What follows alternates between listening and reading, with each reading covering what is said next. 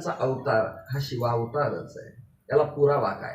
प्रतिपचंद्र लेखेव वर्ध विष्णुवंदिता शास्यमस्य वसेशा मुद्रा भद्राय राजते.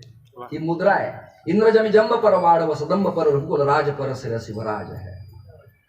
शेर आहेत ते आणि तो छावा आहे, ती ताकद आहे. म्हणून आम्ही आतापर्यंत सिरियल सिनेमाला विरोध आम्ही केले धर्मसभेत, पण आता तुम्हाला सांगतो छावा अवश्य पहा. कशा काहींना मिरच्या लागल्या पाहतो ना आपण. छावा पहा जरा, किती ताकदीचा आहे पहा. मी तर माझ्या सप्त्यात शिवरात्रीत 2दा छावा दाखवला मस्त पैकी, आणि मी पाहिला, फक्त तो एकट्याने पाहिला. वरम पुंडरीकाय दातु मुनींद्रैः समागत्य तिष्ठन्तमानंद कंदम परब्रह्मलिंगम भजे पांडुरंगम योऽन्त प्रविश्य मम वाचिमिमां सुप्तां संजीवयत्यखिल शक्तिधर स्वधाम्ना अन्यांश्च हस्तचरणश्रवणत्वगादीन् प्राणान् नमो भगवते पुरुषाय तुभ्यम् आर्यधर्मोद्धारकाय संसारतमनाशिने श्रीमत्शंकराचार्याय ज्ञानसूर्याय ते नमः. सद्गुरुं सच्चिदानंदं केवलं करुणाकरं ज्ञानयोगेश्वरं वंदे ज्ञानदेवं पुनः पुनः. प्रतिष्ठान गोदावरीचा निवासी असा भक्त जो आवडे श्रीहरीसी तया आठविता थोर आल्हाद चित्ता नमस्कार माझा सद्गुरु एकनाथा. तुका हा तुकावा परब्रह्मरूपी तुकिता तुका पावला सस्वरूपी तुका स्वामी हे नाम वाचे शिगाता बहुसा निळा पावला वर महाता.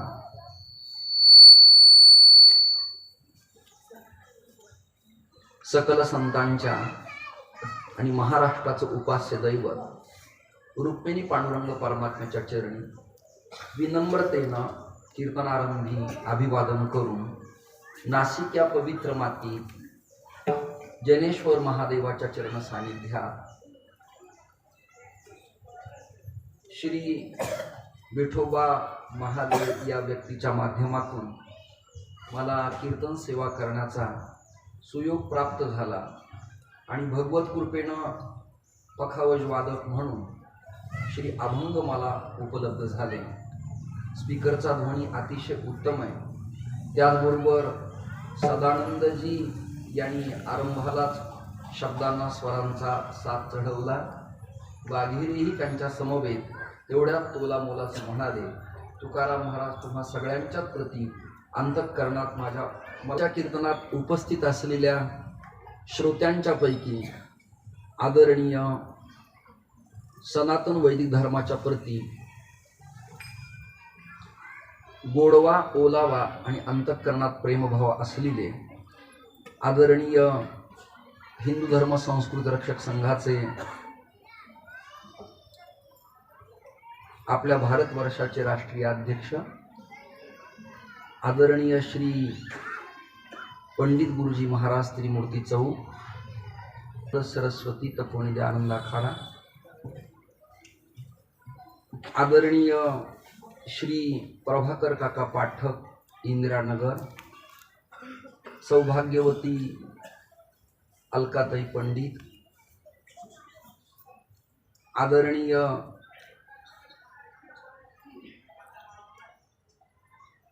महाराज मंडळी, उपस्थित पत्रकार बांधव, स्पीकर प्रकाश मंडप, स्वानंद पीठाच्या सदस्यासह सगळ्यांना कोटी कोटी धन्यवाद देत एक अपरिचित अभंग तुमच्या समोर मांडावा या प्रयत्नापोटी मी शांती ब्रह्मसंत एकनाथ महाराजांचा अभंग निवडलेला आहे. आजचा अभंग अपरिचित आहे. अभंग 3 चरणाचा आहे आणि म्हणणारे एवढे सॉलिड मला लाभलेत की त्यांच्या आवाजाच्या स्वरानं वेड्यालाही समाधी लागावी इतका उच्च स्वर त्यांचा चांगला आहे. एक वेद प्रमाण असे उच्चैर घोषैहि, वेदाचं वचन असे की कीर्तनात प्रमाण म्हणताना पहिलं चरण हे मध्यम स्वरात असावं आणि उठावणी गाताना उत्तरार्ध त्याचा उच्च स्वरात असावा. ही वेदाची सूचना आहे. त्या वेदाच्या सूचनेप्रमाणे आपण म्हणतायत आणि वाजवतायत. स्पीकर ध्वनी उत्तम आहे, मंडपही चांगला आहे मला कीर्तन सेवेला वेळ कमी आहे. सगळ्या दिग्गजांची कीर्तन आहेत. एका चढीत एक एकाहून बळी असे वक्ते या तरुणांनी निमंत्रित केलेत. म्हणजे या ग्रामस्थांना परिसराला धन्यवाद द्यावाच लागेल, आयोजकाला नियोजकाला. पण जी तरुणाई पुढे सरसावली ना, त्या तरुणांना माझा सलाम आहे, वंदन आहे, अभिवादन. आता 60 नंतर आपण सगळ्यांनी या तरुणांना प्रोत्साहन दिलं पाहिजे. रामायणात असा एक प्रसंग आहे की दशरथजी रडायला लागले आणि आरशासमोर जाऊन उभा राहिले. कौसल्यानं अत्यंत प्रेमाने विचारलं, तुम्ही एवढे सम्राट आहात, देवांनाही तुमची मदत घ्यावी लागती, एवढे वीर धीर शूर असून तुमच्या डोळ्यात पाणी. दशरथाच्या डोळ्यात पाणी आलं आणि डोळ्यातलं पाणी पाहिल्यावर कौसल्याचं हृदय गदगद झालं आणि कौसल्यानं जवळ जाऊन दशरथांची विचारपूस केली. प्रपंचात पत्नी पतीच्या सुखदुःखात सामील होऊन विचारपूस करणारी असावी लागती. तिलाच शास्त्रानं अर्धांगिनी म्हटलेलं आहे. जिच्या धाकानं अर्धांगवायू होतो ती नाही, अर्धांगिनी म्हणालो. मराठी कळतील तुम्हा सगळ्यांना. तिच्या डोळ्यात पाणी आलं आणि ती पण रडायला लागली. दशरथ म्हणाली, तुला रडायला काय झालं? ती म्हणाली, अहो तुमच्या डोळ्यात पाणी पाहिलं म्हणून मी रडायला लागले. तेवढ्यात सौमित्र आली, ती पण गदगद झाली. पण कैकेयी जरा धीर गंभीर होती, न डगमगणारी होती, प्रसंगी दशरथाला मदतही करणारी होती आणि काही मागण्या तिचा सिंहाचा वाटा तसा ताकदीचा होताच. सगळ्या जगानं कैकेयीला नाव ठेवलं. परंतु वनवासाची प्रक्रिया पूर्ण झाल्यानंतर रामचंद्र कौसल्याच्या आधी कैकेयीला येऊन आलिंगन देतात. ही भारतीय संस्कृती लक्षात घ्या. म्हणजे आपलं भलं म्हणणाराला आपलं म्हणणाच, पण आपलं भलं न व्हावं अशी इच्छा करणाऱ्या निंदकालाही आपलं म्हणा. हा रामायणापासून तुकोबरापर्यंत सगळ्यांचा सल्ला आहे. त्यामुळे दुर्जनम प्रथमं वंदे सज्जनम तदनंतरम.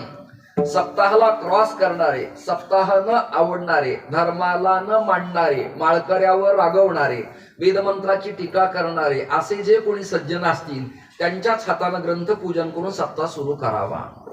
मराठी कळती तुम्हा सगळ्यांना. आणि त्याला एकदा का तिलक लावला की तो सगळ्या जगात सांगतो की हे लोक आपण जेवढे वाईट समजतो तेवढे ते नाहीयेत, आपण सप्त्यात जायला पाहिजे. आणि त्या दुर्जनाचे जे अनुयायी असतात, कळत न कळत 7 दिवसातल्या एखाद्या कीर्तन श्रवणानं असा एक टर्निंग पॉइंट येतो की त्याचं जीवन कायमचं बदलून जातं. गुरुजी तुमचं एक वाक्य मला आठवतं. आपल्या जीवनात दिंडी नाही काढता आली तरी चालेल, संस्था नाही काढता आली तरी चालेल, आपलं नाही नाव वाढलं तरी चालेल, आपल्या जीवनात 2 माणसं माळकरी होऊन धर्माला लागली की सनातनाचा विजय झाल्याशिवाय हे जे पोर आहेत, आता सगळ्या पोरांची नावं काही माझ्या पाठ नाहीत, पण त्या सगळ्या पोरांना मी वयस्कर असू नये प्रेमापोटी आलिंगन देऊ इच्छितो. आणि अति उत्तम तुम्ही काम करतायत त्याबद्दल तुमचं मनस्वी मी अभिनंदन करतो. आजचा अभंग शांती ब्रह्म संत एकनाथ महाराजांचा आहे. 5 संताला महाराष्ट्र सारस्वताने विशेष महत्व दिलं. ते श्लोक असा आहे, ज्ञानदेवम नमस्कृत्य नामदेवम तथैवच एकनाथम पुनर्नत्वा तुकारामम ततत्परम गुरुभक्तम नीलकंठम एतद आचार्य पंचमम. श्लोक कुठून घेतला? विलभाव्यांच्या पुरवणीच्या महाराष्ट्र सारस ग्रंथातून हा श्लोक मी निवडला. आता तो ग्रंथ तुम्हाला मिळणार नाही कारण आउट ऑफ प्रिंट आहे. गुगलला नेट करून तो मिळतो, परंतु त्याची अक्षर स्वच्छ मिळत नाही. त्याचा एक प्रबंध भगवत कृपेनं मला मिळालेला संशोधन विषयाचा, हा माझा आवडीचा विषय असल्यामुळं संग्रहित ठेवलेला आहे. 5 संताला विशेष महत्व दिलं. मग ऐकणाऱ्यांना असं मनात भाव निर्माण व्हायला हवा, मग 5 संतांना संप्रदाय मानतो का, अन्य संत नाहीत का, ही ऐकणाऱ्यांची भूमिका असली पाहिजे. तर कीर्तनकाराचं काम आहे की पूर्व पक्षही आपणच करायचा आणि उत्तर पक्षही आपणच करायचा. म्हणजे काय? शंका निर्माण मीच करायची आणि शंकेचं समाधान मीच करायचं. मी शंका निर्माण केली आहे, 5 संत सोडून बाकीच्या संत संप्रदायाला मान्य नाहीत काय? तर त्याचं सोपं उत्तर आहे, ज्ञानदेव तुकाराम हा व्याकरणाच्या नियमाप्रमाणे मध्यम पदलोपी समास आहे. ज्ञानदेव तुकाराम हे वसुधैव कुटुंबक आहे आणि ज्येष्ठ आणि धाकटे हे 2 भाऊ या संप्रदायाचे आधारस्तंभ असल्यामुळं या दोघांचं नाव घेतलं की अन्यांचा अंतर्भाव सहज होतो. मराठी कळती तुम्हाला? नाशिकातले म्हणून तरी बरं आहे. विठाल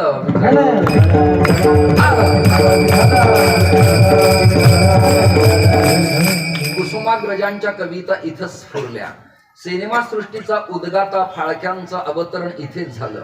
समाजाच्या क्रांतीचं आंदोलन बाबासाहेबांनी याच पवित्र मातीत छेडलं. राम पवित्र देवालया सर्वासाठी मुक्तकंठानं येणं याच नाशिकात झालं. याच नाशिकात पुन्हा सावरकरांच्या सारखा स्वातंत्र्यवीर उदयाला आला आणि नेमजसीने परत मातृभूमीला सागरा प्राण तळमळला ही भूमिका ठणकावून सगळ्या महाराष्ट्राला दिली. अशा या नाशिकात रामचंद्राच्या पदस्पर्शानं सुगंधित झालेली ही पवित्र माती आहे. यात निवृत्तीनाथांचं रहाण आहे आणि निवृत्तीनाथ दादा हे हेड ऑफ डिपार्टमेंट आहे. वारकरी संप्रदायात देहू थोरलंय, पैठण थोरलंय, आळंदी थोरली आहे, पंढरपूर थोरलंय, सासवड थोरलंय, महत्नगर मुक्ताई थोरली आहे. पण या सगळ्यांचं गुरुघर जगाच्या पाठीवर काय असेल तर त्रिंबक नाशिक जिल्हा आहे. याच्या जाणीवा तुम्हाला असाव्या. ऐकणारे आहेत पण उदास वृत्तीचे आहेत. म्हणजे काही ठराविकच रिस्पेक्टिव्ह लोक आहेत की त्यांना मराठी स्वच्छ कळतीये, कीर्तन असं असतं काय असा ते अंदाज लावतायत. मला यापेक्षा खालच्या लेव्हलला चिंतनाची भूमिका मांडता येणार नाही, कारण कीर्तनाचा दर्जा आता घासळत चाललाय. कविता गाणे म्हणत म्हणत फक्त लावण्या म्हणायच्या राहिल्या. ते झालं की कीर्तन सुधरेल मग पुढे महाराष्ट्रात, अशी स्थिती झाली आहे. आणि आमच्या समोर रोज हे एडिटिंग करणारे आणि कॅमेरावाले नेत्यांच्या धर्मवेत्याच्या सदैव पाठीशी फक्त एकच जागा शिल्लक आहे, तिथेच वाजून नाही. मराठी कळते ना तुम्हा सगळ्यांना? अरे मानाफिना हलवा विठाल.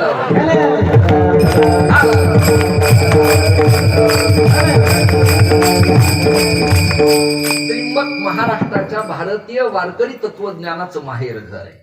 अजून एक वाक्य बोलतो, जागे असाल तर टाळ्या द्याल आपण. नाशिक महाराष्ट्राचं नाक आहे. इथं ज्याचं नाक चांगलंय तोच नाक घेऊन फिरू शकतो. नकट्या नाकाचे बाणानं उडवण्यात येतात हा रामायणाचा सिद्धांत. शूर्पणखेचं नाक याच नाशिकात समाप्त केलं होतं ना, म्हणून धर्म न मांडणारी कोणी शूर्पणखा इथं नसावी. ऐकताय ना? ऐकताय ना? आणि रावण कुंभकर्णाच्या वृत्तीचा राजकारणातला परमार्थातला कोणी नसावा. रामचंद्राच्या तीक्ष्ण आणि सूक्ष्म बाणानं त्याचं जीवन समाप्त झाल्या विना राहणार नाही. 5 संत आहेत. या 5 संताला महत्व आहेच, पण चोखोबार आहे, गोरबा काका, नरहरी महाराज, वंका बंका, जळोजी मळोजी, समर्थ रामदास स्वामी, निळोबार आहे, बहिणाबाई पाठक, संत मीराबाई. या काही संत नाहीत का? संतच आहेत. भानुदास, जनार्दन स्वामी, चक्रपाणी, सूर्यनारायण बाबा, माणकोजी महाराज बोधले, हे सगळे संतच आहेत. पण एकदा लीडर संताचं नाव घेतलं की उपांगण सगळे येतात. मी एकदा का हिंदू धर्म सांस्कृतिक रक्षक संघाच्या राष्ट्रीय अध्यक्षाचं नाव घेतलं की जिल्हा, तालुका, विभागीय सगळे त्यात आले. घरातल्या थोरल्या स्त्रीला हळदी कुंकाचं निमंत्रण दिलं की धाकटीला मधलीला आलं असं गृहीत धरावं. टाळकरी चिकार उभ्या असू द्या, पण 2-3 कॅबिनेट मंडळांचं नाव घेतलं की त्याच्या उपांगण बागी सगळे येतच असतात. अभंग वाजवतायत, अजूनही कोणी वादक असतील पण त्यांचं नाव घेतलं की उपलक्षणानं बाकीचे सगळे आलेच आले. फॉरेन, लंडन, फ्रान्स, जपानच्या शिखर परिषदेला मोदींना निमंत्रण दिल्यावर महाराष्ट्रातल्या ग्रामपंचायत सदस्यांनी विनाकारण रुसण्यात मजा नाही असं मला वाटतं. विवेकानंदांना शिकागोला मानलं ना की पुन्हा एखाद्या बुवानी म्हणू नये की मला बोलवलं नाही म्हणून. काही कारण नाही. आपल्या लोकप्रतिनिधीला, आपल्या लीडरला, आपल्या आचार्याला प्राधान्य दिलं की बाकी सगळेजण आलेच आले. कुंभमेळ्याच्या धर्मपरिषदा जेव्हा होतात तेव्हा काही सगळ्याच महंतांना, मंडलेश्वरांना निमंत्रण नसतं. त्या पदावरचे प्रमुख बसून विचार विनिमय करतात आणि सभा संपन्न होते. भारतीय न्याय निवाडा करताना 4 पीठाचे शंकराचार्य एकत्र येत नाहीत, पण भगवंताच्या कृपेनं एकत्र जर आले आणि त्यांना देवाने सद्बुद्धी जर दिली तर त्यांचा निर्णय हा शास्त्रातला अंतिम निर्णय. आपल्या संप्रदायात गुरुवर्य मोठे बुवांना, पुरेकर बाबांना, साखरे बाबांना, जयराम बाबांना, वक्ते बाबांना जर निमंत्रण दिलं तर ते सगळ्यांना आलं असं गृहीत धरायचं. लक्षात आलं ना? संस्थेच्या अध्यापकाला निमंत्रण दिलं की विद्यार्थी सगळेजण त्यात आलेच आले. म्हणून 5 संतांचं नाव तुमच्या समोर मांडलं. याचा अर्थ बाकीचे कमी असा कृपया कोणी अज्ञान बुद्धीनं लावण्याचा केविलवाना प्रयत्न करू नये. त्यापैकी आजचा अभंग संत श्रेष्ठ शांती ब्रह्म संत एकनाथ महाराजांचा अभंग आहे. आपल्याकडे 4 संप्रदायात एक संप्रदाय प्रकाश आहे. प्रकाश संप्रदायाचे लीडर, करते धरते, उद्गाते निर्माते श्री आदिनाथ गुरु सकळ सिद्धांचा ऊन हून पासून ज्ञानदेवा सार चोजविले. ऐकताय ना? ही परंपरा प्रकाश. दुसरी स्वरूप परंपरा, आपल्या गाडीत मागवा झालेला विषय. स्वरूप परंपरेचे उद्गाते स्वरूप संप्रदाय अयोध्या मठ, सज्जनगड, डोमगाव हे त्या मठाचे क्रांतिकारी संत आहेत. आणि या परंपरेत रामदास स्वामींचा समावेश आहे. काही बुवांना हे नाही आवडत, पण गाणे शेरशाही म्हणण्यापेक्षा समर्थांचा श्लोक आहे त्यापेक्षा खालचा आहे असं मला वाटत नाही. स्वरूप संप्रदाय ऐकताय ना? मग तिसरा संप्रदाय चैतन्य. यात राघव, केशव, बाबाजी, तुकोबाराय, निळोबाराय ही चैतन्य परंपरा. आणि अजून एक क्रम आहे, त्याचं नाव आनंद सर्व लोकानां मंगल आणि गृहे गृहे. या परंपरेत नारायण, ब्रह्मा, अत्री, दत्तात्रय, जनार्दन, संत एकनाथ महाराजांच्या पासून भारतातली सकल शिष्य संत परंपरा. याला श्लोक सांगतो. आदिनारायण पदम धातारम चात्री सत्पदम दत्तन जनार्दनं चैव एकनाथम नतोस्म्यहम. म्हणजे श्लोकासह तुम्हाला मी स्वच्छ भूमिका मांडली. अशा एका परंपरेनं समलंकृत असलेल्या नाथरायांच्या गाथेतील श्री भगवान शंकराच्या अनेक अवतारापैकी मारुतीचा भाव मांडणारा अभंग मी वेगळ्या पद्धतीनं निवडलेला आहे. सातत्याने गुरुजी संत प्रकरण, नाम प्रकरण, मागणी प्रकरण आणि काला या 2-3 विषयातच वक्ता आणि सप्ताह समाप्त होतो. आपण ज्या मानाने लोकांच्याकडनं घेतो, ऐकताय ना, त्या मानाने नित्य नूतन नवे विषय लोकांच्या समोर देणं गरजेचं असतं. रोज आमच्या रेकॉर्डिंग आणि शूटिंग होतात, तेच लोकांच्या समोर जाऊ नये म्हणून हा एक छोटासा प्रयत्न मी आपल्या समोर केलाय. म्हणून मी हा आजचा अभंग निवडलेला आहे. सुरुवात आपली आता. भगवान विष्णू परमात्म्याचे अवतार मच्छ, कच्छ, वराह, नारसिंह, वामन, परशुराम, राम, बौद्ध आणि कलंक हे अवतार आहेत. कलंकी सहवर्तमान. श्रीमद भागवतानं 24 अवतार प्रतिपादन केले. गर्ग संहितेनं 6 अवतार प्रतिपादन केले. वारकरी संतांनी 2च मानले, राम आणि कृष्ण. मग विठ्ठल या देवतेला कुठे बसवायचं त्याचं उत्तर विठ्ठल पंचक स्तोत्र नावाच्या ग्रंथात गुरुवर्य वैकुंठवासी निवृत्ती महाराज वक्ते आबाणी जो ग्रंथ लिहिला त्यात असं लिहिलं. सुंदर श्लोक आहे. नमः पंढरीनाथाय पंढरी पुरवासीने पांडुरंग प्रकाशाय विठ्ठलाय नमो नमः. म्हणजे पुराणात व्यासाने पांडुरंगाचं वर्णन केलं. हे उत्तर तुम्हाला मिळालं. 18ही पुराणे हरिसी गाती याचं उत्तर तुम्हाला मिळालं. म्हणजे पांडुरंग वैदिक देवता आहे. पांडुरंग ही आचार्यांची देवता आहे. पांडुरंग ही सनकादिकांची देवता आहे. पांडुरंग प्रल्हाद, नारद, पराशर, पुंडलिक, व्यास, अंबरीश, शुकशौनक, भीष्म, दालभ्य, रुक्मांगद, अर्जुन, वशिष्ठ या सगळ्यांची देवता आहे. ही शंकराचार्यांची देवता आहे. ही नाथ पंथाची देवता आहे. ही जगातल्या 4 संप्रदायाची देवता इष्ट असल्यामुळे तुका म्हणे जाते संकाधिक ध्यात ते अमुचे कुलदैवत पांडुरंग. वारकरी संप्रदाय पांडुरंगा खिरीज अन्य देवाला मानतो काय? प्रश्न क्रमांक 1. तुम्ही जागेत ना सगळेजण? मग मानतो का सगळ्या देवाला? हो मानतो. पण तरी त्यांचा अट्टहास असा आहे, एक धरीला चित्ती आम्ही रखुमाईचा पती. दुसरं प्रमाण, एक गावे आम्ही विठोबाचे नाम आणि कापे काम नाही आता न अन्य इथे अनन्यता सर्वसंगी विटाला तू एकला आवडसी. बर एको देवो देवकी पुत्र एव म्हणजे एका विठ्ठला खिरीज अन्याला हा संप्रदाय मानतो काय? हो मानतो. मला रामलखन महाराजांचं एक वाक्य आठवतं. आता ते नाहीये पण वाक्य आठवतं. ते म्हणाले,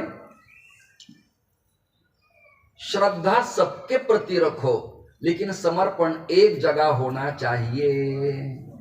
वाक्य संपलं. ज्यांना कळलं त्यांना. काही ठराविकच चेहरे माझ्याशी प्रसन्न आहेत. बाकीच्यांना हा खोपडीला त्रास देणाराच विषय. विठ्ठल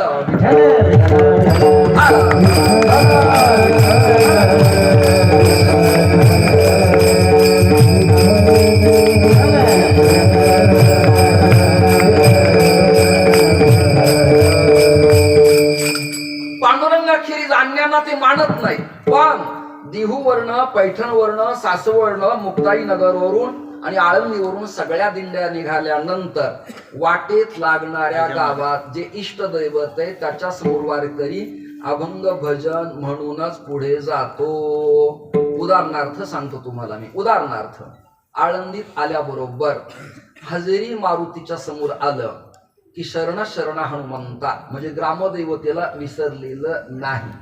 पद्मावती मातेकडे प्रार्थना करताना म्हणजे माऊलींच्या समाधीच्या उत्तर दिशेला सदानंदजी जर गेलं तर कुळीचे हे कुळदेवी केली ठावी संतानी हा अभंग निवडण्यात येतोच. बर सिद्धेश्वराचं वर्णन करताना सगळ्यांच्या पाठातला अभंग आहे. आळंदी हे गाव पुण्यभूमी, आळंदी हे गाव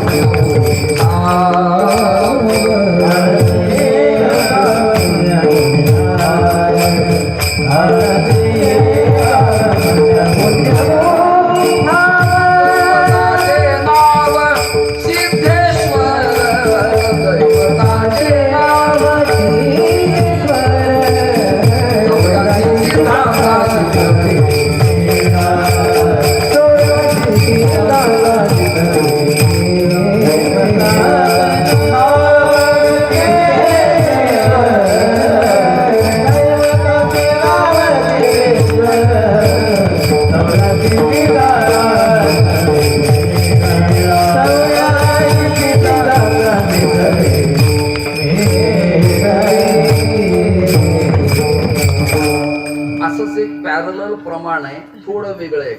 84 सिद्धांचा सिद्ध बेटी मेळा प्रत्यक्ष स्थापिला कल्पवृक्ष असं त्या तीर्थाचं वर्णन आहे.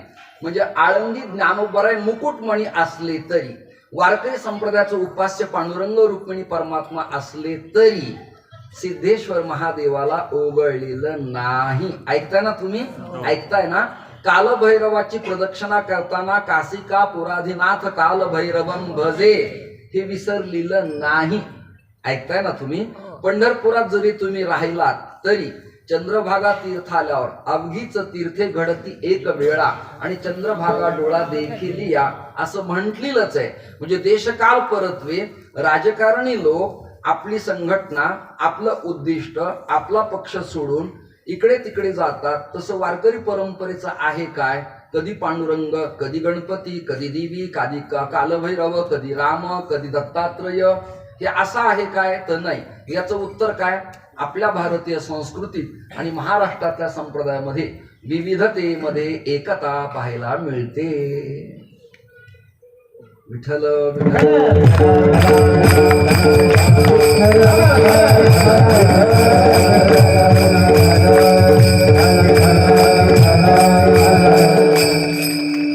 भगवान कृष्ण परमात्म्याचे आणि विष्णूचे अनंत अवतार तुम्ही प्रतिपादन केले.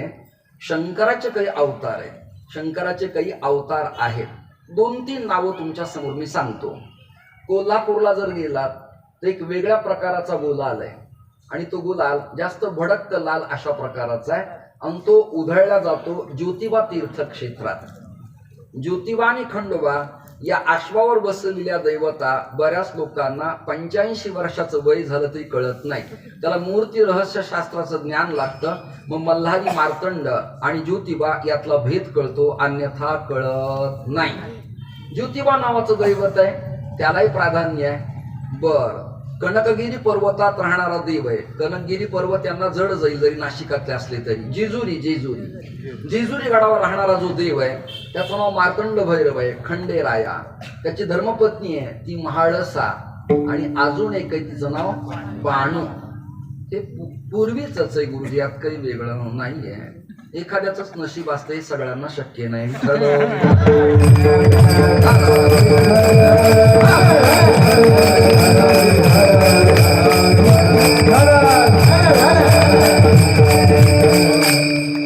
बऱ्याच वर्षापूर्वी एकदा मी हा श्लोक एका विद्वान महापंडिताच्या मुखातून ऐकला होता. त्यांचं नाव स्वर्गीय अनंतराव आठवले, उपाख्य वरदानंद भारती स्वामी महाराज श्री क्षेत्र पंढरपूर. गोविंद भाऊ या पुढे या. विठ्ठल विठ्ठल.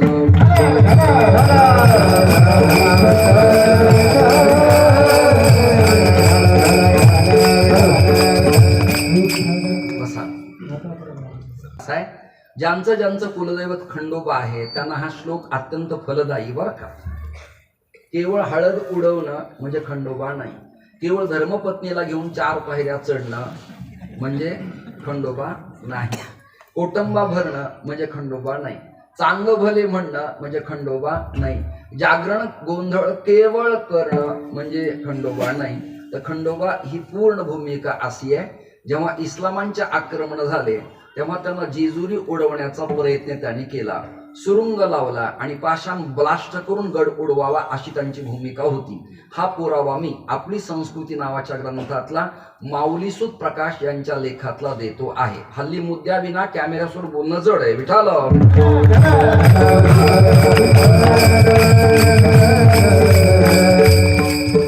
त्याने ते छिद्र पाडलं पण ती दारू फुसकी निघाली, म्हणजे आवाज झाला नाही, गडाला धक्का लागला नाही. त्यातनं करोडो भुंगे आले, भुंगे कळतात ना, भुंगे आले आणि ते सैन्याच्या पाठीमागे लागले आणि कित्येक सैनिकाच्या पाठीला त्यांनी छिद्र पाडले. लाकडं पोखरण्यात तरबेज असलेला भुंगा कातडी तोडायला काही मागे पुढे पाहिजे का, कल्पना करा. याचं नाव दारूभेद निपुणाई. दारू म्हणजे पिण्याची, वाजवण्याची नाही. दारू म्हणजे काष्ट, लाकूड, लाकडाला तो छिद्र पाडतो एवढा तज्ञ एमडी आहे, त्याचं नाव भुंगा. त्या भुंग्याने सैनिकांच्या पाठीला छिद्र पाडले, रक्त निघायला लागलं. ते म्हणजे या अल्लाह खतरनाक है. मग त्यातले काही म्हणजे डेंजर है, इसु मल्लू खान कहते है. ते काय म्हणतात खंडोबाला, मल्लू खान. असा खंडोबा सामान्य देव नाही, बड्या बड्यांचे मुर्दे पाडणारा हे भारतीय संस्कृतीचं वैभव आहे. जरा मधून अजून धर्मासाठी टाळ्या वाजवा, जिवंत राहा. आक्रमण होत आहेत, अति आक्रमण होत आहेत, नालायक काही काही बोलतात. आज एक बोंबलला म्हणजे काही हत्या करताना मनुवाद्यांची प्रेरणा मिळाली. तुझे काही झक मारत होते का त्या टायमाला, विठाला.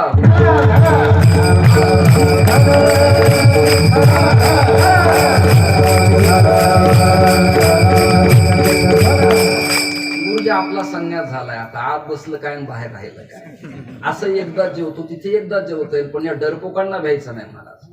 ही आपली सनातन तोफ आहे. आणि तुम्ही खुशाल निवांत ऐकता अशा नालायकांचं. लाता कमरात घालून चपलांचे हार घातले पाहिजेत. श्रोते हो, विषय आणि मुद्दा नीट ऐका. तुम्हाला कीर्तनानंतर सांगेल, कळणार नाही तुम्हाला. श्रोते हो, याचं वर्णन असं आहे. ध्यायेन मार्तंड रूपम अचलचल कोटी सूर्य प्रकाशम नित्यम बोधावरूढम परम विरळम श्री कोटी कंदर्प दर्पम श्रीमन मल्हारी राजम विजय जयकरम म्हाळसा कांत सिद्धम. मी तुम्हाला पुराणातला श्लोक पुराव्यानिशी सादर केलाय मल्हारी मार्तंड खंडोबाच्या बाबतीत. या श्लोकाचा संदर्भ घेत महाराष्ट्रातल्या संतांनी त्यावरती प्रमाण दिलंय. अहं वाघ्या सोहं वाघ्या प्रेमनगरा वारी सावधुनी भजनी लागा देव करा कैवारी. माझ्या मल्हारी माझ्या मल्हारी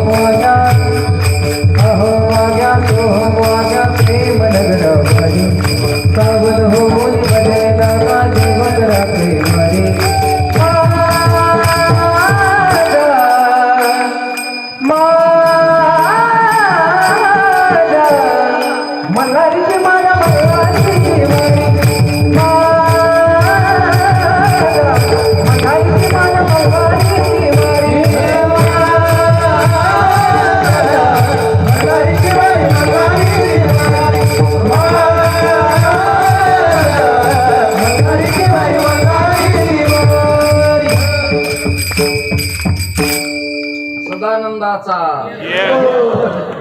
ज्यांनी गायले त्याचं कौतुक करायला पाहिजे. याला श्लेष अलंकार म्हणतात. ज्याचं वर्णन केलं तोही सदानंद, ज्याने गायलं तोही सदानंद, आणि तुम्ही चांगलं ऐकता त्यामुळे मलाही आनंद.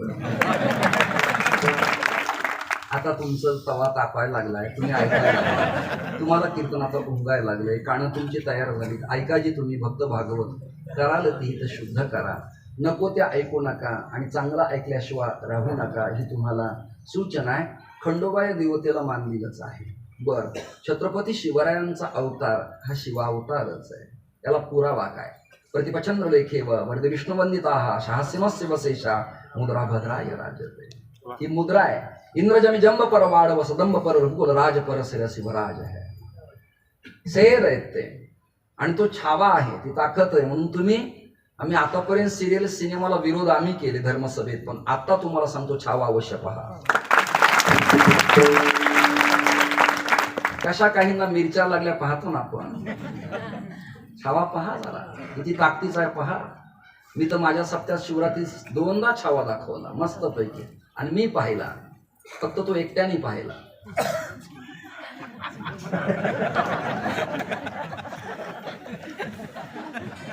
सिनेमा पाहताना पूर्वी कोणीतरी बरोबर असावा असा एक नियम होता.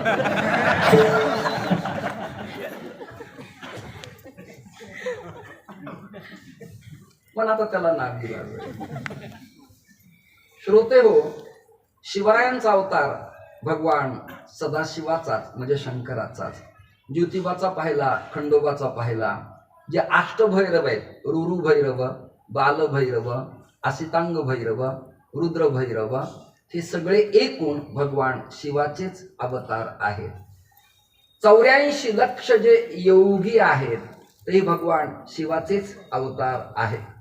भूते वेताळी नाचती हे सदस्य सगळे शिवाच्याच टीम मध्ये कार्य करणारे राज्यस्तरीय देव आहेत. मी कॅबिनेट नाही म्हणत, राज्यस्तरीय देवत यांना मान्यता आहे.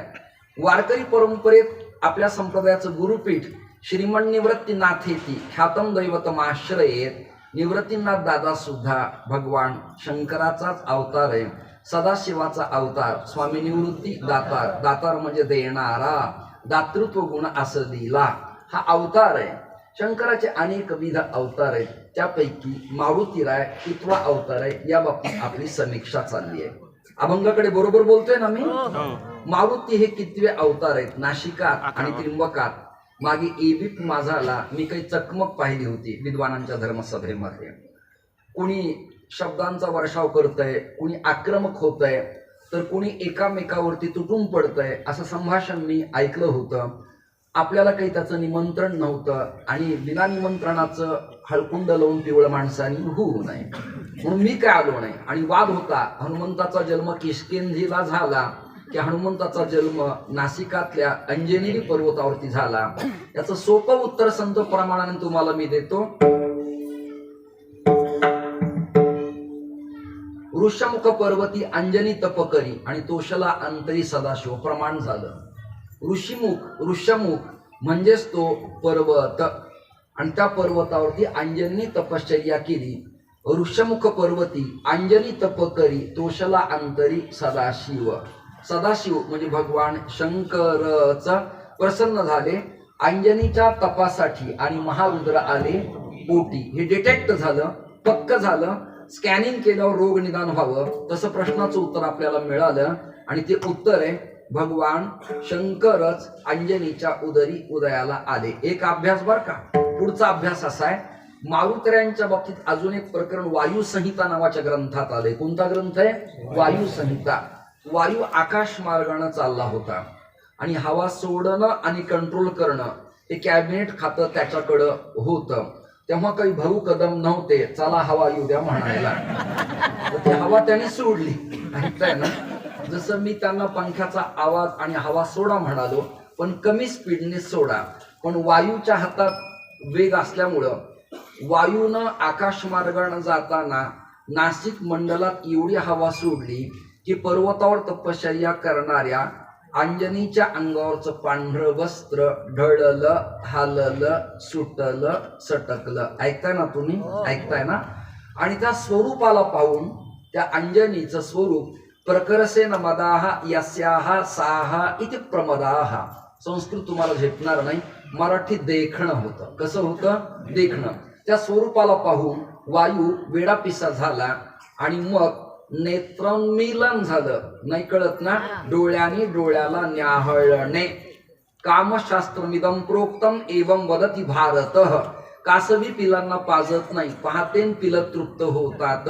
सारस नावाचा पक्षी, सारसी नावाच्या पक्षिणीशी उपभोग भोगत नाही, तर वायू मार्गानं तिला गर्भधारणा होते. तुम्हाला 2 दृष्टांत दिले.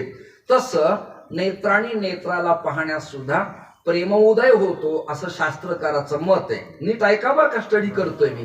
डोळ्याने डोळ्याला पाहिलं आणि मग गायत्री तयार झाली. अंजनी सुताय विद्महे अंडरलाईन वायुपुत्राय धीमहि तन्नो हनुमंत प्रचोदयात. असं संमिश्र जीवन असलेली मारुती भगवान शंकराचा एक्झॅक्टली कितवा अवतार आहे त्याचं उत्तर अभंगाच्या पहिल्या चरणात दिलं. रुद्र अवतार, रुद्र अवतार, रुद्र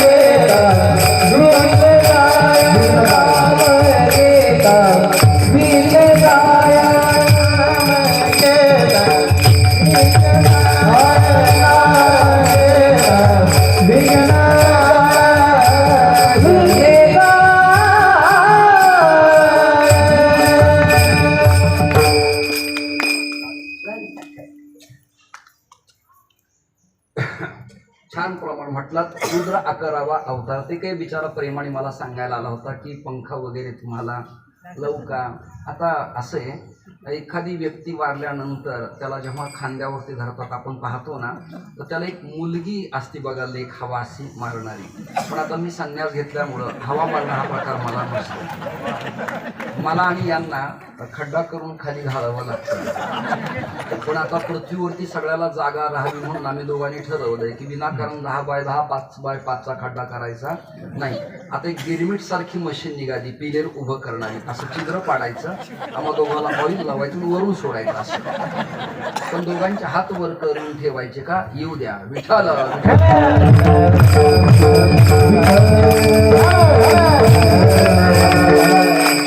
ते खूप प्रेमळ लिखू. त्याला वाटलं मला गरमायला लागलंय. अरे गरमतय पण करमतय मला. का करमतय ना, विलाजे लाचावले म्हण. ते जीवेना सोडायचे झाले. छानच. एक तालात बऱ्याच बुवांना म्हणता येत नाही आणि एक तालात बऱ्याच पखावज वादकाला वाजवता येत नाही. जनरली ते 10 धीना 10 तीना हा धागा दिना असा दादरा वाजवतात आणि तो 6 मात्रेतला असतो. न जमल्यामुळे ते 6 दोन्ही 12 करतात. पण ती वजन भूमिका एक तालाचीच आहे. धिन ना तू ना कथा धजड धे ना धेन हा एक ताल आहे, मात्रा 12 आहेत. बऱ्याच लोकांचं मातीर झालं पण मात्रा वाजवता आल्या नाही. तुम्ही म्हटल्याबद्दल तुम्हाला मी धन्यवाद देतो. छान छान. आणि ऐका, या तालाला पोषक राग आहे. हा राग, याच रागात हा प्रमाण म्हणावं लागतं.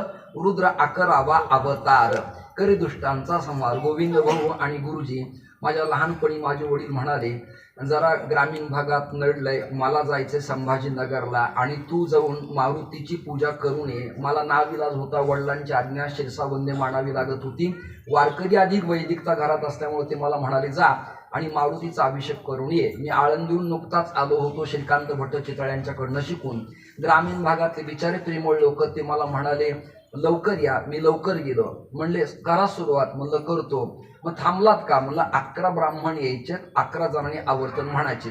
तुम्हाला 11 नाही आले, 5वर ऍडजस्टमेंट होत नाही का? मला ऍडजस्टमेंट करता येते, पण माझा एक दृष्टांत ऐकतो का? तो म्हणला ठीक आहे. मग त्याच्या सुनेकडे मी गेलो. गेल्यानंतर तिला म्हणलं बाई मला पोहे मला खायला छान कर तुझ्या हातचे. कांदा टाकू नकोस पण पोहे कर. जिरे टाक, मोहरी टाक, तिखट मीठ प्रमाणात टाक, पण फोडणीला तेल तूप वापरू नकोस. ती म्हणाली मग फोडणी कशी देऊ? मला ऑइल टाक किंवा ग्रीस टाक. दृष्टांत नाही कळला तुम्हाला? ती म्हणे बाई माझ्या पप्पांनी आजोबांनी काकांनी सुद्धा माझ्या आजीने सुद्धा असा पोह्याचा प्रकार केला नव्हता. हे तुझ्या सासऱ्यांना तू सांग म्हणालो. घरच्या घरीच इंजेक्शन द्यावं लागतं, बाकीकडे जायची गरज नसते. कळलं का? तिथे 11च लागतात, कमी चालत नाही. तर फार शहाणे लोक आहेत. एकाने मला विचारलं जर पत्नी नसली तर पतीनं पूजेला बसल्यावर काय करावं? म्हणजे सुपारी लावावी, जुना नेम आहे. रामचंद्राची सीता नसताना रामानं यज्ञ केला होता. लवकुश रामायण गात आले होते. तेव्हा राम श्रीमंत असल्यामुळं त्यांनी सुवर्णाची सीता केली होती. रामा एवढा तू श्रीमंत अजिबात नसल्यामुळं सुपारीवर भागवा असा त्याला मी सल्ला दिला. कळते ना तुम्हाला? सोन्याची सीता बायको करू शकत नाही, मग सुपारीला. तो पुरोगाम्यांच्या अवलाद होता.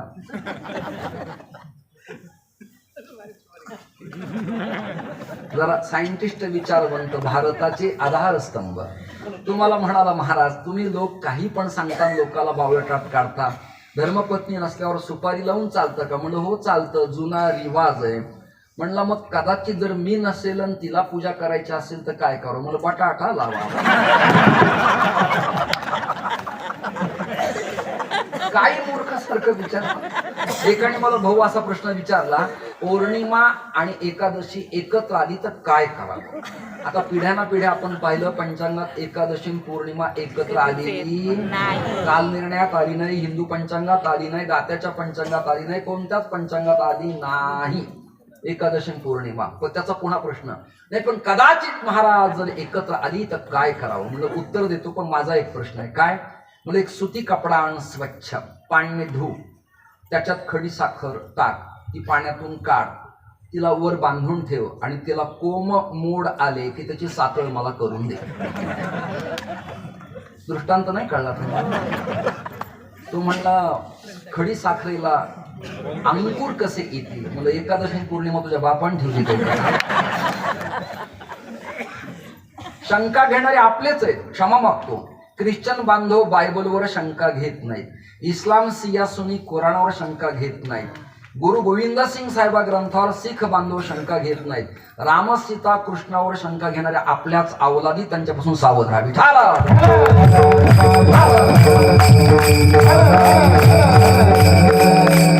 घाबरू कशाला? एका संस्थेचा आचार्य आहे, एका परंपरेचा धर्मगुरू आहे, आणि बॅकिंगला तुम्ही आहेत काय? फक्त कीर्तनाच्या तारखा घेण्यापुरते थोडेच आहे तुम्ही? फक्त कीर्तनात झाले मोकळे? नाही.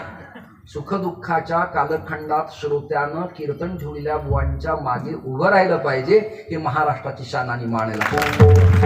केवळ कीर्तनापुरतं नाही. भगवान शंकराचा 11वा अवतार मारुती असल्यामुळे समर्थांनी 1100 मठ आणि 11 मारुती प्रमुख लीडर मानलेले आहेत. त्याला एकादश संख्या म्हटलेलं आहे. आणि एकादशच का? पंच ज्ञानेंद्रिय, पंचकर्मेंद्रिय, 5 अन 5 10 नावाच्या इंद्रियाचं बनलं गाव. पण या सगळ्यांना सायराट करतं मन.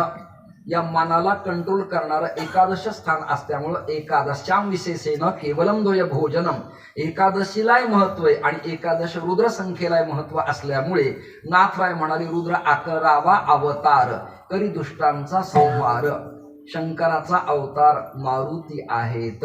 जसं कृष्ण पूर्ण अवतार आहे, राम पूर्ण अवतार आहे, तसं शंकराच्या अवतारापैकी काही अवतार अंश आहेत, काही अंशांश आहेत, काही आवेश आहेत, काही कला आहेत, परंतु त्यातली त्यात मारुती हा पूर्ण अवतार आहे.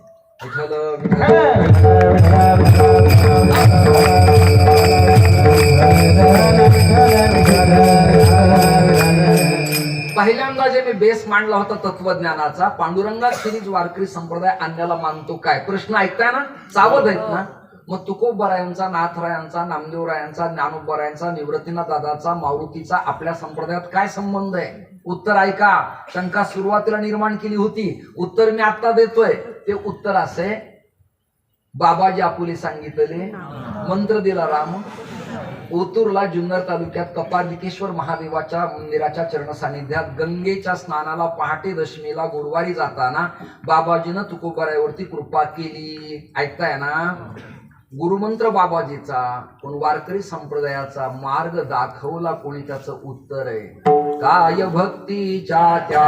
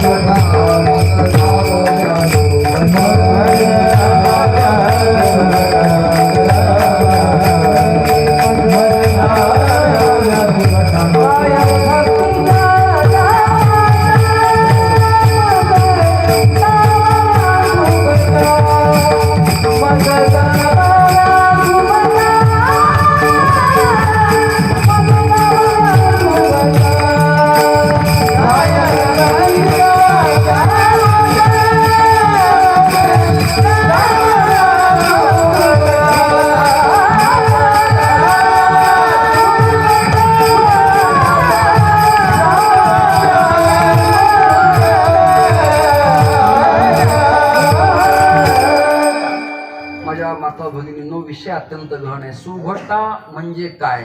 भट म्हणजे ब्राह्मण, भट्ट म्हणजे निष्णात ज्ञानी, भट म्हणजे विमुक्त जाती जमातीतला, पण सुभटा म्हणजे वैष्णव. भाव कळला ना तुम्हाला? सु म्हणजे उत्तम वैष्णव, त्याचं नाव सुभटा. जरा आजामेळाचं उपाख्यान श्रीमद भागवतातलं शुकदेवानी राजा परीक्षितला सांगितलेलं काढा. त्यांनी सांगितलंय, द्वादशेतानी वै, आम्ही द्वादश वैष्णव सुभट आहेत असं यमधर्मराज आजामेळाला सांगतो आहे. विषय समाप्त. सुभटा म्हणजे देखना वैष्णव, परमार्थ पथदर्शक. आता संगती ऐका. वारकरी संप्रदायाचे गुरु कोण आहेत? वैष्णवानाम यथा शंभू, आदिनाथ गुरु सकळ सिद्धांचा. एका जनार्दनी वैष्णव शिरोमणी महादेव,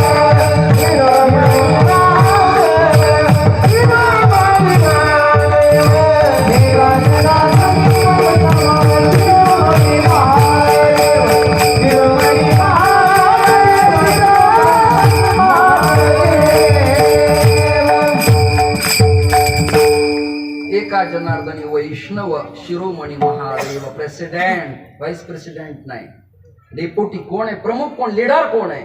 महादेव. आणि त्या महादेवाचा अवतार भगवान मारुती, अंजनी पुत्र पवन सुत नामा. आणि त्या मारुतऱ्याला तुकोबराय वारकरी संप्रदायाची वाट विचारतात. काय गमक आहे, काय चिंतन आहे, काय भूमिका आहे? दोघं एकच आहेत, हरी आणि हर. एक वेलांटी प्रतिबंध करतीये, तेवढी टाकली की नाशिकातला कुंभ आणि त्रिंबकातला कुंभ एकच. कळलं तुम्हाला? परब्रह्मलिंगम म्हणजे पांडुरंगम. त्यांना वाद करू दे, पण तत्वज्ञान ऐक्यता मांडतंय. विठ्ठल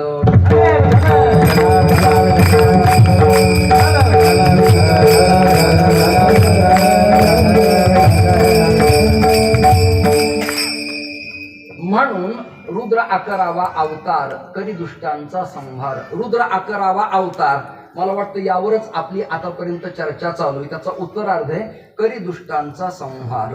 ही देवता दुष्टांचा संहार करते काय? आता शंका आणि समाधान. संहार दुष्टांचा करते, त्याला देव म्हणावं का? आईला धाकटा मधला हा पुत्रच असतो ना, पुत्रच असतो ना. तिच्यात मतभेद कसा असेल की थोरला कमवतो, धाकटा जरा नाजूक आहे, मधल्याची जरा पाथर्डी नाक्याला स्ट्रॉंग प्रॉपर्टी आहे, असा मतात भेद तिचा असू शकत नाही. आणि भेद असेल तर मातृत्व पदाला ती लायक असू शकत नाही, ती आईच असू शकत नाही. वाद नीट ऐका, चिंतनीय भूमिका माझ्या नीट ऐका. जरा कंटाळवाण आहे, पण या स्टडी करणाऱ्या अभ्यास लोकांना तत्वज्ञानाची मेजवानी या अभंगाच्या माध्यमातून देण्याचा मी प्रयास आणि प्रयत्न करतो आहे. दुष्टांचा संहार करतो, त्याला देव कसं म्हणावं? कारण भगवद्गीतेत अर्जुनाला भगवान असं म्हणतात, समशत्रोच तथा मानापमानयोः शीतोष्ण सुख दुःखेषु समसंग विवर्जितः. मग उभा राहिलेल्या अर्जुनाला कृष्ण या देवतेला दुर्योधन आणि अर्जुन समानच भासायला हवे होते. बरोबर आहे ना? बरोबर आहे ना? समानच भासायला हवे होते. व्याख्यानातलं भाषणातलं बोलणं आघळ पघळ असतं, पण कृती करताना प्रतिबंध घालावा लागतो. नाही कळलं तुम्हाला? नाही कळलं तुम्हाला? मला मित्र आणि शत्रू सारखेच, याला कृष्ण नीती म्हणायचंय. काय म्हणायचंय? कृष्ण नीती. त्यालाही वाटावं कृष्ण आपलेत, यालाही वाटावं कृष्ण आपलेत. हे वाटणं त्या देवतेचं नाव आहे कृकर्षती कृष्ण. आणि हे वाक्य ऐकून तिकडच्या गटातले विरोधी भावना व्यक्त करणारे सगळेजण म्हणाले, जरी अर्जुनाकडं कृष्ण असले तरी आपल्यावरही त्यांचं तेवढंच प्रेम आहे, यात शंका राहिलेली नाही. कारण ते म्हणतात शत्रू आणि मित्र मला सारखेच आहेत. आता अर्जुन युद्धाला तयारच होईना. भूमिका नीट ऐका. गांडीवं संस्कृती हस्तात्वक्चैव परिदह्यते. गीता प्रतिपादन करते की इंद्रिय गलित गात्र व्हायला लागले आणि हातातला चाप आणि कर्णप्रत्ययांच्या गळून पडायला लागली, रोमांच उठायला लागली. गदगद होऊन अर्जुन रडायला लागला. भगवंतानी समजूत घातली, अर्जुना काय झालं रे तुला?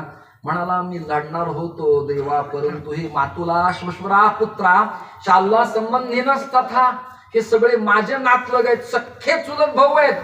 तो आंधळा आहे ना, तो माझा काका आहे. संजयही माझा काकाच आहे, सगळे काका आहेत. विदुरही माझा काका आहे. कृपाचार्य, द्रोणाचार्य, भीष्माचार्य सगळे माझ्या घरातले. भगवान म्हणाले, अर्जुना तुझ्या बोलण्याला मी दुजोरा देतो, ते खरंय तुझं, परंतु मग जर तू त्यांचा आहे तर त्यांना तू त्यांचा हे कान काढावं. विवस्त्र द्रौपदीला केलं तेव्हा या आचार्यांच्या लाजा काही एखाद्या खुंटीवर अडकवल्या होत्या. ऐकताय ना तुम्ही? कृपाचार्य, द्रोणाचार्य, भीष्माचार्य सफेद दाढीवाले निवांत सिंहासनावर बसले होते. आणि अशा दुष्ट प्रसंगाला विवस्त्र स्त्री करताना भारतीय संस्कृतीची त्यांना आठवण झाली नाही. यत्र नारीस्तु पूजन्ते रमन्ते तत्र देवता त्यांना कळलं नाही. मातृदेवो भव कळलं नाही. सकल तीर्थांचे धोरे कळलं नाही. धन्यताची माता कळली नाही. लाज वाटायला पाहिजे त्यांना. आणि तू सांगतो माझे गुरु आहेत आणि तो काका. अरे लक्षाग्रहात तुम्हाला पेटवलं तेव्हा काकाचं नातं कुठं गेलं होतं? सांग ना मला तू. अरे उघड्या मांडीवरती केसाला धरून द्रौपदीला बसवण्याचा प्रयास केला तेव्हा तुझं नातं कुठे मातीत गेलं होतं? मला सांगायचं नाही. 6 महिने तयारी केली आहे. तुला युद्धात उतरावंच लागेल. माझी भावना नीट ऐका. तुला युद्ध करावं लागेल. आणि तुला युद्ध करायचं नव्हतं तर कधी यशवंतराव सभागृहात, कधी सागर बंगल्यात मला मिटिंगला काय घ्यायला लागलं? तुला उभा राहायचं नव्हतं तर माझा वेळ वाया का दवडला? आता पडला तरी चालेल पण उभा राहायला पाहिजे. हे शूरत वाचलं पाहिजे. लक्षात करा. पडू दे. पडला म्हणून काय झालं? पण उभा राहण्याची हिंमत असली पाहिजे. पडू दे ना, काय होत त्याला? आता मी का उभा राहत नाही? नाशिकात अनेक जण उभे, मी कशाला उभा राहू? कोणाच्या तुमच्यातच सीट तुम्हाला मिळत नाहीत, मी कशाला उभा राहू? म्हणून मी इज्जतीत खाली बसतोय. बाकी काय नाही. श्रोते हो, चिंतनीय भूमिका नीट ऐका. अर्जुन लढायला तयार होईना. भगवंतानी चांगला दटावला. अर्जुनाचे डोळे उघडले पण अर्जुनाच्या भूमिका बदलण्यासाठी भगवंताने एक प्रयास केलाय. तो प्रयास ऐकता ना महाभारतातला? तो प्रयास असा आहे. अर्जुन पांडवांचे गुरु धौम्य ऋषी. कोण ऋषी आहेत? धौम्य. नगर जिल्ह्यामध्ये अहिल्यादेवी नगरमध्ये पाथर्डी तालुक्यात धौम्यगड नावाचं गड आहे. त्या गडाचं नामकरण स्वर्गीय यशवंतराव चव्हाणांनी भगवानगड केलं. विषय समाप्त. ते धौम्य ऋषींना शरण गेले. कोण? अर्जुन. पाठवलं कोणी? कृष्ण परमात्म्याने. मी सांगून जमत नाही. घरातली घरात ज्ञान कळत नसतं. कानं ही इतरांच्याच कडनं टोचलेले बरे असतात.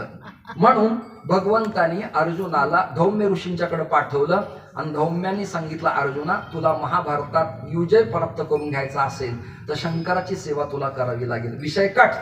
सायं संध्येला अर्जुनानं स्नान करायचं, बिलबदल घ्यायचं आणि शिवाच्या पिंडीला व्हायचं. वालुकीची पिंड करायची आणि मग शंकर प्रसन्न झाले. कडकड कडकड आवाज आला. पिंड दुभांगली आणि शिव तेज निर्माण झालं. कर्पूर गौरम करुणावतार. डमरू वाजवायला लागला. इथे प्रत्याहार माहेश्वरा आणि सूत्राणी 14 सूत्र बाहेर पडले. बिलबदल वाहिलं आणि नेत्र कटाक्षानं अर्जुनानं भगवान शिवाला पाहिलं. शिव प्रसन्न झाले आणि शंकराने पाशुपत अस्त्र अर्जुनाच्या हातात दिलं. फक्त अर्जुनाला शंकराने सूचना दिली, दिलेलं चिन्ह सांभाळवावं. नाशिकात कळायला एवढा वेळ झालं.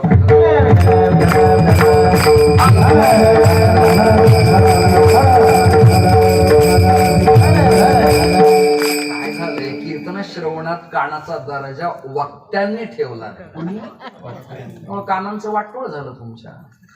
नर्मविनोद, हळुवारपण, सैद्धांतिक भूमिका, प्रमेय, अभंगाचे पैलू, षडंगात्मक चिंतन ऐकायला तुम्हाला जड जातं, कळत नाही. काही ठराविक चेहरे इस्पेक्टू प्रसन्न आहेत, बाकीच्यांचं काहीच. फक्त काय प्रसंग आपल्यावर वाईट आला अशा भूमिकेतच चिन्ह दिलं पण सांभाळ वार्ता. बऱ्याच लोकांना चिन्ह सांभाळता येत नाही. मराठी कळते. त्या अश्वत्थाम्याला ब्रह्मास्त्र दिलं होतं पण त्या वेड्या पागलाला सांभाळता आलं नाही. त्या चिन्हाचा दुरुपयोग उत्तरेच्या गर्भावर त्याने केला. कथा समाप्त. चिन्ह दिल्यावर पाळता आलं पाहिजे. संरक्षण. आता हा ब्रह्मदंड मला शंकराचार्याने दिलाय, मला तो सांभाळता आला पाहिजे. त्यापेक्षा न घेतलेला बरा. सांभाळताच आला पाहिजे. श्रुते हो, चिंतनीय भूमिका अशी आहे. भगवान शंकर प्रसन्न झाले आणि आता युद्ध प्रसंगाला तयार झालेले अर्जुन रथावरती बसले. आता अर्जुन सक्रिय झाले. आता मारील, तोडील, कापेल, सोडणार नाही. हारो हारो. जरा हिंदू जिवंत आहेत असा आवाज नाशिकातून राज्याला जाऊ द्या. हारो हारो. गर्जना झाली आणि गर्भातल्या बालकाच्या मुठीत तलवार धरण्यासाठी ओढायला लागल्या. ऐकताय ना? आणि घोड्यांच्या टापाचे आवाज कानावरती आले. आता इथे घोडं कुठून आणलं? विठोबा, याच बिलात मी घोडं इथं आणलं. हेही ज्यांना कळलं नाही त्यांना याच बिलात सगळे पात्र एकत्र आणलं तरी मी घोडं आणलं. बुवा काय करावं. एक लेकरू फारच लाडाला आलं आणि घर होतं नाशिकात. बंगला नव्हता, रो हाऊस नव्हतं, फ्लॅट सिस्टीम होती. घर होतं 5व्या मजल्यावरती, लिफ्ट नव्हती. नवरा थकून भागून ड्युटीहून आला आणि बायकोनी विचारलं एवढा उशीर का झाला. तेवढ्यात ते लेकरू अट्टाहासाला आलं आणि पप्पा पप्पा मला घोडं आणा म्हणायला लागला. ऐकताय ना? आता वर घोडं कसं न्यायचं? बायको नवऱ्याला म्हणाली तुम्हाला काही कळत नाही, वाका.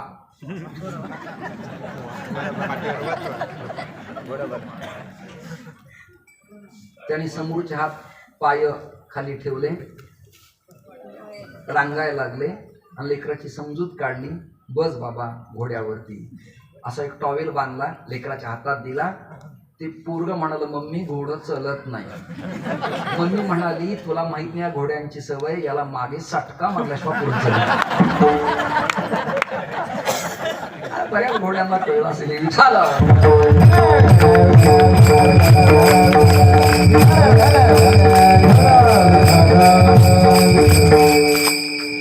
त्या लेकराची समजूत काढण्यासाठी वडील जसं घोडं झाले तसं अर्भकाचे साठी पंथी हाती धरून पाठी. मला इथं घोडं आणावं लागलं. युद्ध प्रसंग मांडत होतो. घोड्यांच्या टापांचे आवाज कानावरती यायला लागले आणि अर्जुन सक्रिय झाले आणि जय जयकार केला हर हर महादेव. तिकडं जरा एका पायाने अपंग असलेलं होतं पण त्याला अपंग प्रमाणपत्र नव्हतं. नाही कळलं? आणि त्याचं नाव होतं शकुनी. काय नाव होतं? शकुनी. त्यांनी पाहिलं अर्जुन तो सक्रिय हो गया. भांजे आपने गट में अर्जुन के सामने कौन लड़ेगा?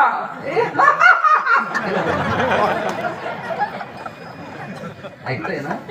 अरे मी महाराष्ट्रात एकपत्री प्रयोग केले असते जग पण इकडे काही कमी नाही. परडे मस्त चाललंय.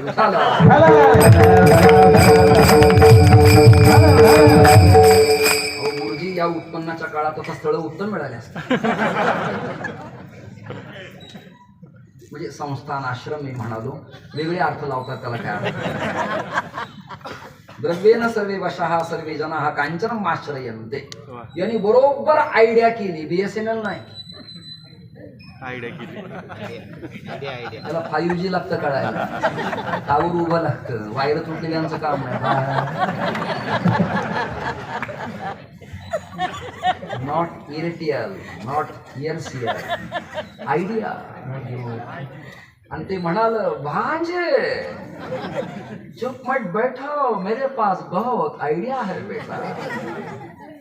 अर्जुन के सामने उसके घर का ही सदस्य खड़ा कर देंगे बेटा. लोक कसं विचित्र असतं बघितलं ना. आता लोक म्हणतात एकाच घरातले 2 जण एका मतदारसंघात उभे केले, पागलांनो तुम्ही पाणी न्या आधी गुन्हा करायला जावं. ते पहिल्यापासून चालत आलं. एकाच घरातले 2 उभे करता येतात. कुंतीला विवाहपूर्व झालेला कर्ण आणि विवाहोत्तर झालेला अर्जुन, एकाच आईचे 2 लेकरं, एकाच कुरुक्षेत्रात एकामेकाच्या समोर उभे केले. एका बाजूला कृष्ण आहे आणि एका बाजूला शकुनी आहे. कर्णाला आणलं वाजवत गाजवत नटून खटून अभंग महाराज, आणि तो बलदंड ताकदीनं अर्जुन लढण्यासाठी आला. तेवढ्यात कर्ण आला. कर्णाला आवेश पाहिला आणि पितामह भीष्म ओरडले,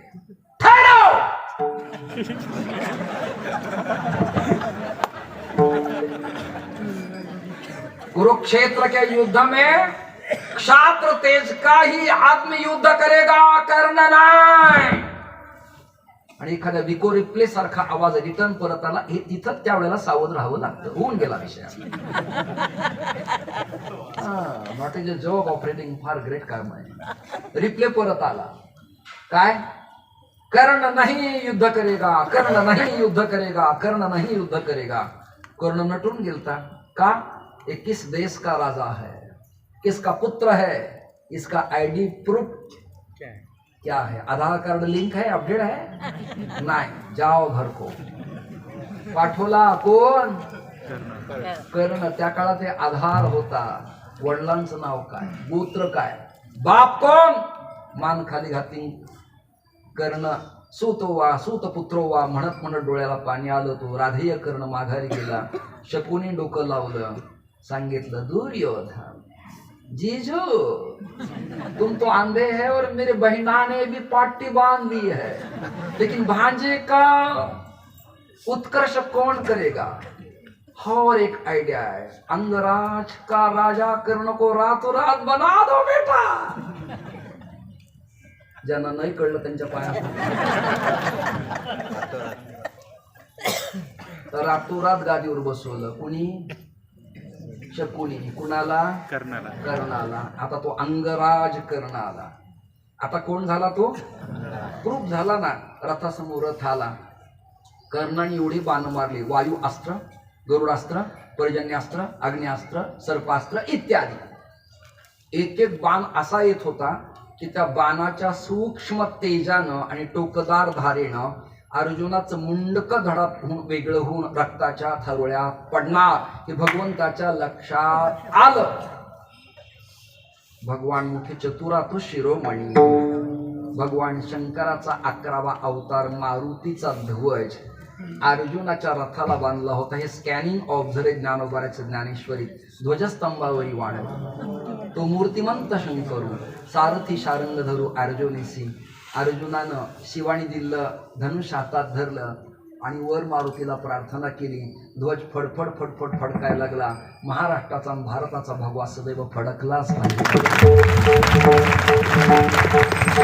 फडफडला हा आसमानी जो भगवा फरा. आणि त्याच्यावर होतं मारुतीरायाचं चित्र. इतकी हवा सुटली, इतक्या हवा सुटली.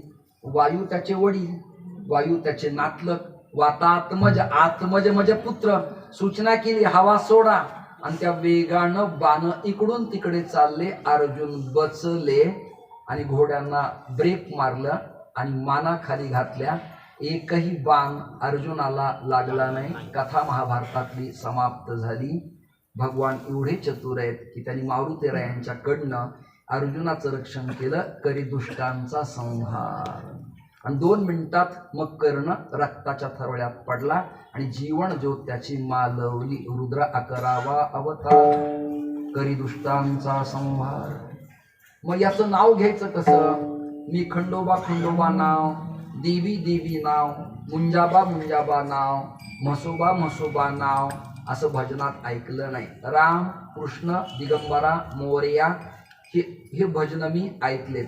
मारुतीचं भजन कसं करायचं त्याचं उत्तर आहे, वाचे वदता शिवनाम, वाचे वदता शिवनाम, वाचे वदता शिवनाम,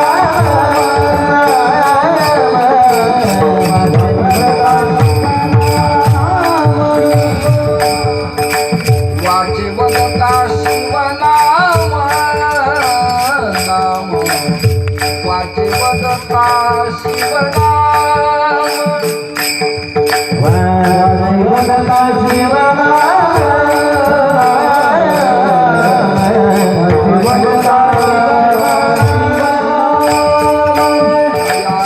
बाधी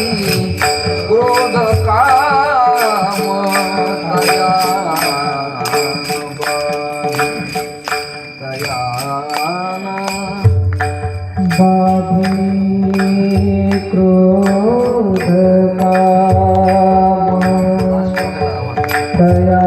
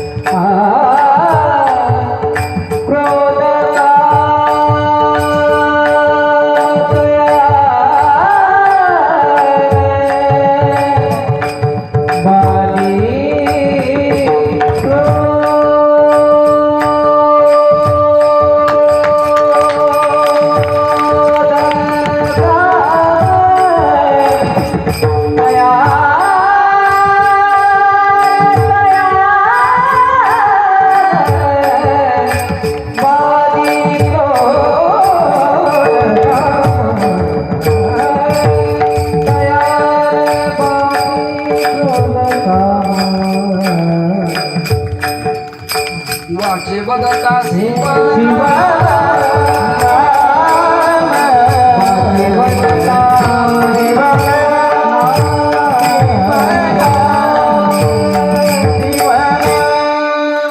वाचे वदता वाणीनं म्हणणे काय निवृत्ती निवृत्ती शिवनामच शिव शिव शिवनामच त्र्यंबकेश्वर वैद्यनाथ शिव शिव नावच भगवान जनेश्वर शिव शिव नाम वक्त्यावर मोठ्या जिम्मेदाऱ्या आहेत. कुठल्या प्रांगणात कीर्तन आहे, कोणासमोर कीर्तन आहे, आयोजन काय, इष्टदेवता कोणती, संप्रदाय कोणता, श्रोते कोणते, हा समन्वय घालता घालता नाकी न येत यार जिंदगी पूर्ण गेली तरी अभंगाच्या भूमिका मांडता येत नाही.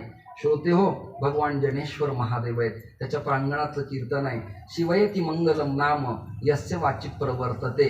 तुम्ही म्हणताल चिंतन सांगता मारुतीचं आणि नाव घ्यायला सांगता शिवाचं. अरे असे कॅबिनेटचं नाव घेतलं की राज्यमंत्री हातात येत असतो. काहींना कळलं, काही माना हलं. मग शिव शिव स्मरण केलं की सकल पाप निवृत्ती होती आणि कामक्रोधादी विकार शिथिल होतात. त्यामुळे भगवंताचं नाव घ्यावं. नाम घेता विघ्ने जाय, त्याचा महिमा वर्णू काय. सीतू बंधन रामेश्वरला शिवलिंगाची पूजा करून सागराला जागा मागताना रामायण जरा श्रोत्रिय अग्नी रामायण काढा. त्या रामायणात भगवान श्री रामचंद्र राघवेंद्र पूजा करतायत शिवलिंगाची, शिव शिव स्मरण करतायत आणि विनंती करतायत सागराला, मला जागा दिलीस तर बरं होईल. एका अवतारात तू माझा सासरा आहेस, जावयाचा मान राखणं तुझं काम आहे आणि एवढ्यावरही तुला गोड बोलून कळत नसेल तर शेवटी मला माझ्या पदाचा उपयोग करावा लागेल. कर्णप्रत्यंच्या वडली आणि सागराने रूप धारण केलं, हात जोडले, जागा देतो. नलनीलाला बोलवलं, वानर सेनेतल्या हनुमंतानी उड्डाण केली, लंकेत ते गेले आणि शेपटीच्या पृच्छेला अग्नी बांधून लंकेचा नायनाट केला. करी दुष्टांचा संहार. दुष्टांचा संहार करण्याची दैवता आहे. कलियुगात 2-3 देवता प्रभावी ऐकता. नामसाधनेत विठ्ठल ऐकताय का, कालभैरव, चंडी म्हणजे भगवती, गणपती आणि दत्त या देवता कलियुगात प्रायः फलदायी ठरणाऱ्या आहेत. कलौ दत्त विनायको, कलौ चंडी विनायको हे सूत्र याज्ञवल्क्याने सांगितलेले. कीर्तनाची कदाचित वेळ मर्यादा माझी संपली असेल म्हणून मी थांबतो. नाम घेता विघ्ने जाय, त्याचा महिमा वर्णू काय, त्याच्याबद्दल मी काय बोलावं. नाथ महाराज म्हणाले, कपी कुळाचे मंडन शरण एका जनार्दन. आता मुंडन आणि खंडन 2 भूमिका सांगतो. कीर्तन आपलं संपलं. कपी कुळाचे मंडन, कपी म्हणजे वानरांचं कुळ, वानराला कपी म्हणतात. कपित्थ जंबू फलचारु भक्षणम. कपी म्हणजे वानर, वानरांच्या कुळात केशरीच्या उदरी जन्माला आलेले मारुतीराय हे कपिकुळाचं मंडन आहे. मंडन म्हणजे वरिष्ठ, मंडन म्हणजे मांडणी मांडणारा.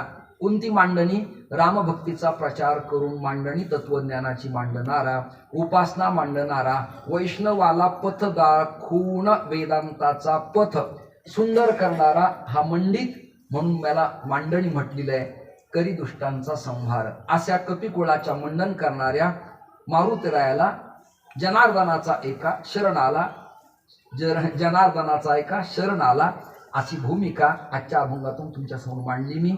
तुम्हा सगळ्यांनाच काही प्रमाण म्हणता आले नाही, परंतु तुम्हाला स्पीडनं भूमिका मांडायची होती. विठोबा आणि त्याच्या सगळ्या सहकार्याला मी धन्यवाद देतो. बाकीच्या कोणांचे नावं काही माझ्या पाठ नाही आहेत, परंतु एक नाव या पत्रिकेत मला दिसतंय.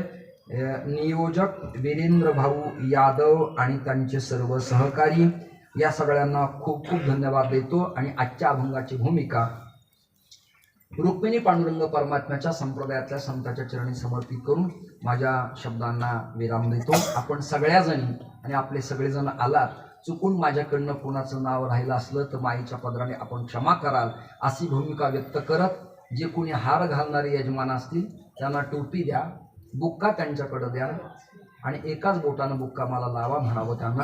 आणि इकडे या, स्वर द्या, स्वर.